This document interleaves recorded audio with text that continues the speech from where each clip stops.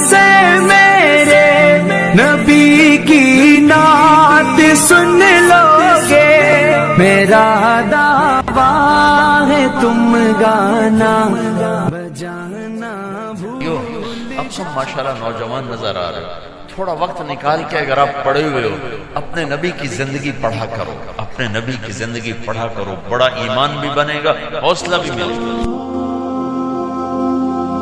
اللہ تک پہنچنے کا راستہ قربانیوں سے ہو کے جاتا ہے۔ آپ سب متوسط یا غریب لوگ بیٹھے، میرے نبی جیسا غریب پوری کائنات میں کوئی نہیں۔ میں جبوتی صومالیہ گیا ہوں، وہاں کے غربت کو دیکھ کر مجھے لگا جیسے لفظ غربت بھی ان کی غربت پہ روتا ہے۔ ایسی غربت میں نے پورے پاکستان میں کہیں نہیں دیکھی جو میں نے جبوتی میں دیکھی، صومالیہ میں دیکھی، کیمرون میں دیکھی، چاڈ میں دیکھی، سوڈان میں دیکھی۔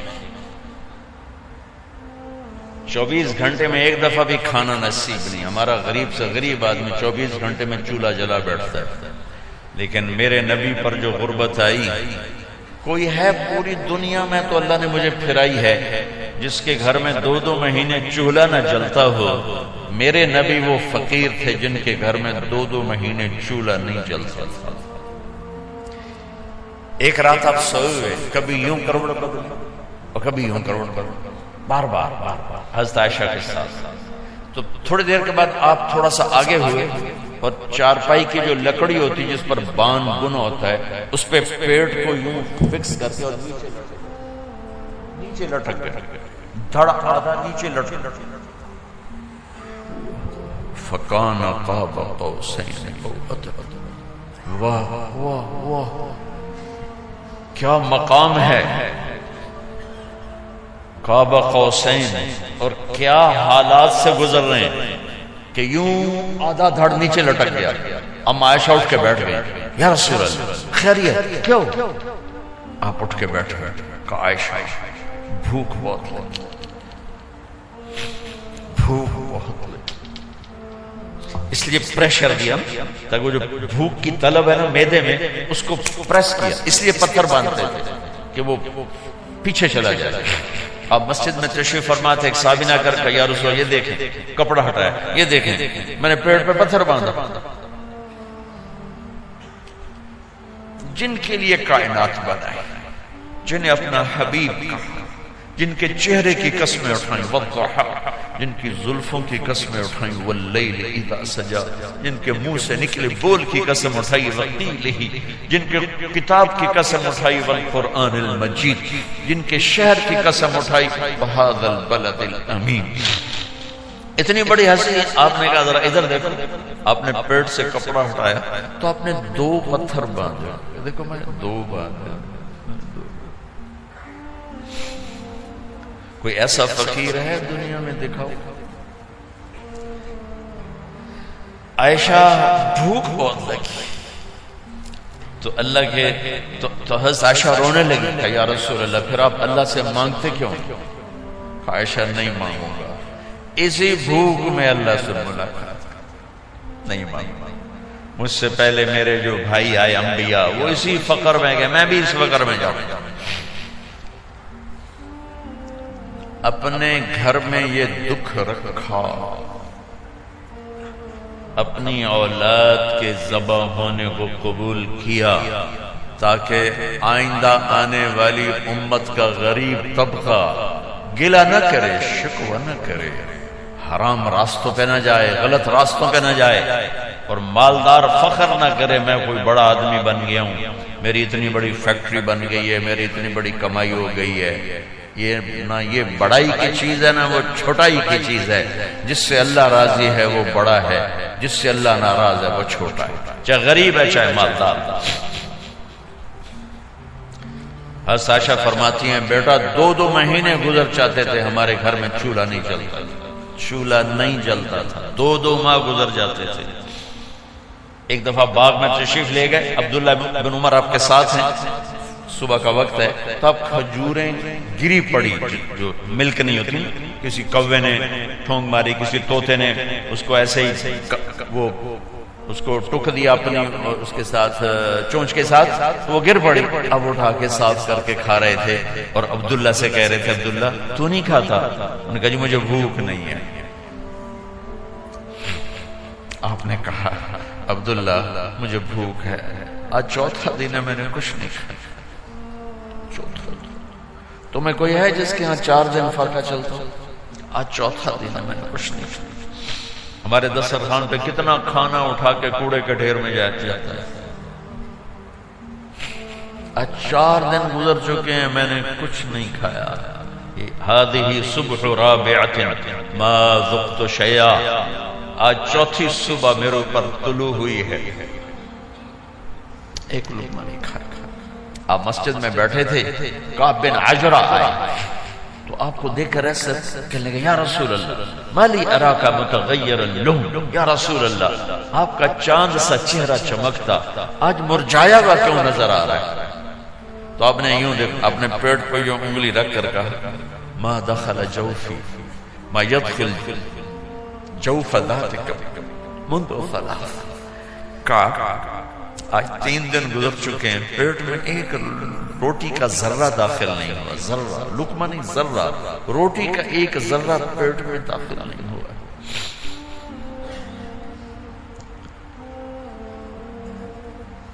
اور اتنی بڑی رسالت، اتنی بڑی نبوت،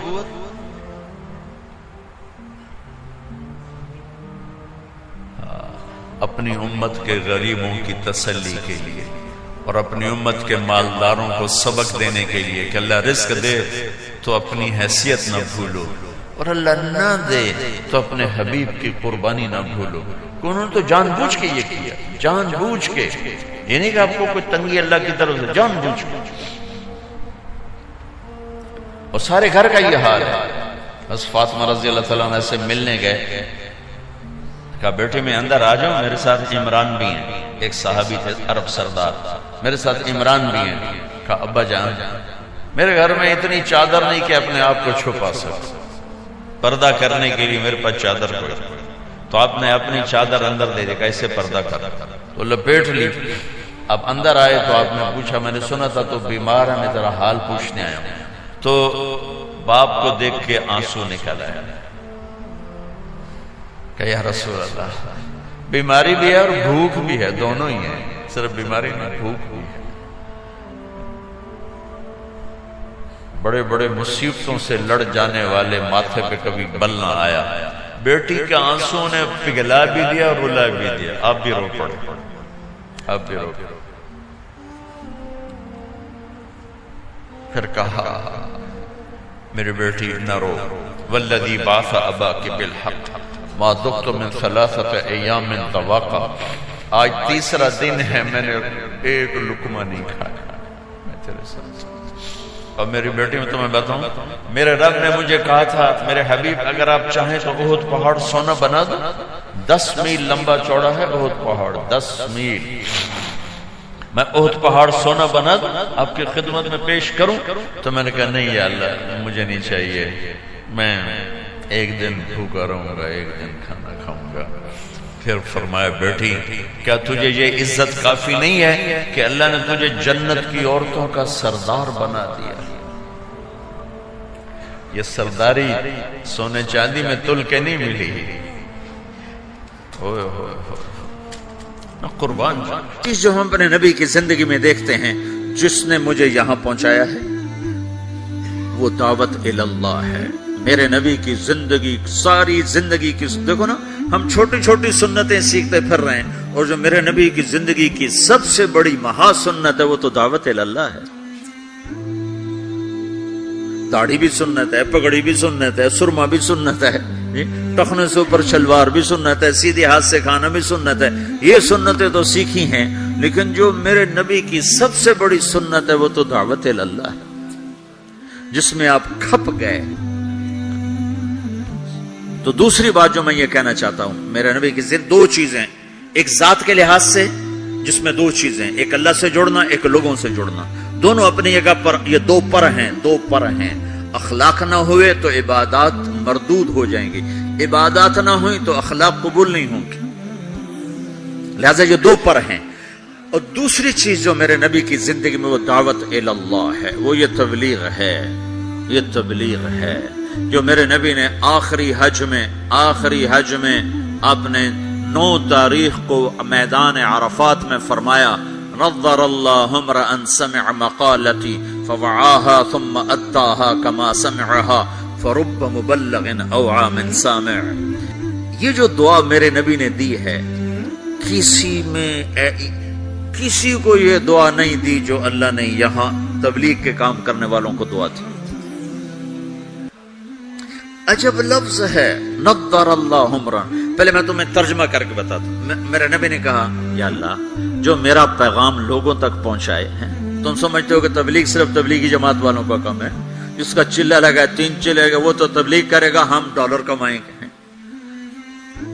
اور تم سمجھتے ہو کہ تبلیغ صرف نیک لوگوں کا کام ہے، ہم تو گناہگار لوگ ہیں، ہم کیا تبلیغ کریں گے؟ جی ہمارا تو اپنا ہی عمل نہیں، ہم نے کیا تبلیغ کرنا؟ یہ ساری باتیں شیطان کا چلایا ہوا چکر ہے۔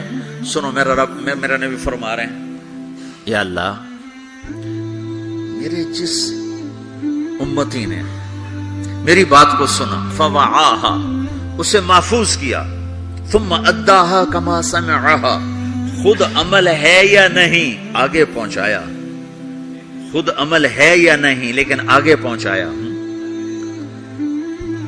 ایک آیت کا بڑا غلط مطلب لیا جاتا ہے، لما تقولون ما لا تفعلون۔ کیوں جی مفتی صاحب کیوں کہتے ہو جو کرتے نہیں ہیں؟ اس کا مطلب کیا لیتے ہیں؟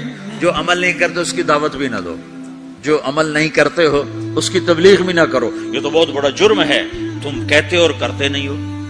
چونکہ آگے قرآن کہہ رہا ہے کبر مقتا عند اللہ ان تقولوا ما لا تفعلون، بہت بڑا گناہ ہے تم وہ کہو جو کرتے نہیں۔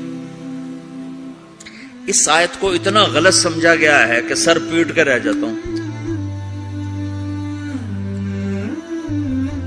لما تقولون ما لا تفعلون، کیوں کہتے ہو جو کرتے نہیں؟ کہا جی میں تو خود نماز نہیں پڑھتا، میں کیسے روزے میں جاؤں؟ میں لوگوں کو کیا کہوں نماز پڑھو؟ تو اب میں ایک لفظ بولتا ہوں، کبر مقتن، کبر مقتن، کبر مقتن، بہت بڑا گناہ ہے، ان تقولوا ما لا تفعلون، تم وہ کہو جو کرتے نہیں۔ اب یہ میری بات ذہن میں رہے، بہت بڑا گناہ ہے تم وہ کہو جو کرتے نہیں۔ ٹھیک ہو گیا؟ اب میں ایک مثال دیتا ہوں، مثلا میں حافظ نہیں ہوں، ٹھیک، میں ایک بچے سے کہتا ہوں بچہ تو حفظ کر لے بڑا نفع ہوگا، تو یہ میں نے کوئی نیکی کا کام کیا یا گناہ کیا ہے؟ بولو۔ تو جو مطلب آج سمجھا جا رہا ہے اس کے مطابق کہ میں نے گناہ کیا ہے، چونکہ میں تو خود حافظ نہیں ہوں، میں اس کو دعوت کیوں دے رہا ہوں؟ یہ ساری بات ٹھیک ہے، عقل میں آنے والی ہے۔ یہ ایک شرابی کسی کو کہتا ہے بیٹا شراب نہ پینا، میں اجڑ گیا تو نہ شراب پینا، تو اس نے گناہ کیا ہے؟ کبر مقتن، خود تو کرتا نہیں، دوسرے کو کون کہہ رہا؟ بہت غلط سمجھا گیا ہے اس آیت کو۔ تو اس آیت کا مطلب یہ نہیں ہے جو نہیں کرتے اس کی دعوت نہ دو، جو نہیں کرتے اس کی ترغیب نہ دو، یہ اس کا مطلب نہیں ہے۔ اب میں اس کا صحیح مطلب بتاتا ہوں، لما تقولون ما لا تفعلون، جو تم نے کام نہیں کیا وہ کیوں کہتے ہو میں نے کیا ہے؟ کبر مقتا عند اللہ ان تقولوا ما لا تفعلون، جو کام تم نے نہیں کیا اگر تم اس کے بارے میں لوگوں سے کہو گے کہ میں نے کیا ہے تو یہ بہت بڑا گناہ ہے۔ نماز نہیں پڑھی اور کہتا میں تو نماز پڑھتا ہوں، تو یہ ہے لما تقولون ما لا تفعلون۔ روزہ نہیں رکھا گا تو میں تو روزے سے ہوں، یہ ہے لما تقولون ما لا تفعلون، کیوں کہتے ہو جو تم نے کیا نہیں؟ جو کام تم نے نہیں کیا وہ مت کہو کہ میں نے کیا ہے، چونکہ یہ جھوٹ